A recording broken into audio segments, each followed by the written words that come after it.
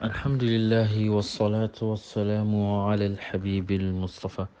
Mes frères et sœurs, c'est le Ibn Omar radiallahu anhuma قال قال رسول الله صلى الله عليه وسلم ما من أيام أعظم ولا أحب إلى الله العمل فيهن من هذه الأيام العشر فأكثروا فيهن من التهليل والتكبير والتحميد.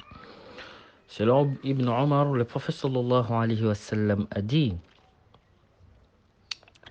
il n'y a pas de jour plus important auprès d'Allah subhanahu wa ta'ala, exalté soit-il, et au cours desquels les œuvres sont plus aimées de lui que durant ces 10 jours.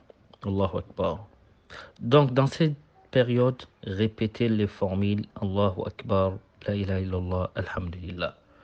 Dans les 10 jours qui viennent dans quelques jours, dans le 10 premiers jours du mois du pèlerinage, ces mérites, on en a parlé hier. Le prophète sallallahu alayhi wa sallam nous incite à répéter et à ne pas cesser de répéter ces 3 formules-là.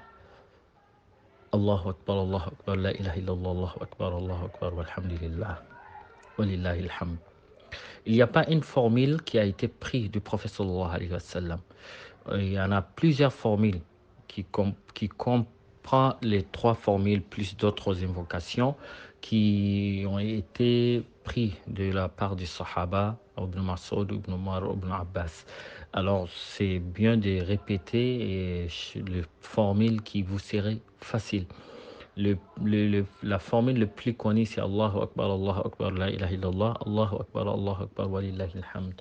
Dans les temps des Sahaba, quand le 10 premiers jours de ces mois-là venaient, tout le monde ici, tout le monde se rendait compte que c'est les 10 premiers jours de Dhul Hijjah, tellement que il y avait tellement qu'on attendait que la bruit de ces rappels partout, dans les marchés, dans les mosquées, dans la rue, dans les rues, subhanallah. Alors nous aussi, tant que musulmans, nous devons savoir, même nos enfants devront savoir que nous sommes dans un moment de la répétition de ces 3 rappels.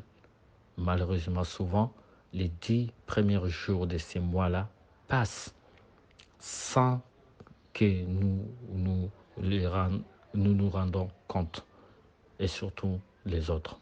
Alors, mes frères et sœurs, c'est un rappel, c'est une sunna qui est en train d'être oubliée et faisons-les revivre. Surtout, alhamdoulilah, nous avons beaucoup des outils qui n'y étaient pas avant. Nous avons des MP3, des téléphones. Alors, allumez votre téléphone avec ces 3 rappels. Laissez-les quelque temps à la maison. Écoutez-les, toi, quand tu marches. Répétez-les en haute voix, c'est ce qui est sunna, sauf si vous êtes dans un pays que tu ne pourrais pas soulever ta voix avec, mais récitez-les quand même. La répétition de ces 3 mots nous sera bénéfique. Nous bénéficierons de sa lumière et il nous sera un bon guide aussi vers Allah subhanahu wa ta'ala et la purification de notre cœur, c'est sûr et certain. Sinon, le prophète sallallahu alayhi wa sallam ne recommandera pas la répétition de ces 3 mots. D'ailleurs, c'est même Allah subhanahu wa ta'ala qui nous l'a recommandé dans son Saint Coran. Qu'Allah subhanahu wa ta'ala le facilite. Nous avons récité une formule, nous avons mélangé des formules en les faisant un seul vocal ou en vidéo pour aider ceux qui veulent mémoriser une formule ou se rappeler de ces formules-là, qu'Allah subhanahu wa ta'ala nous facilite sa répétition et qu'il nous les rappelle bi fadlihi wa mannihi wa karamihi.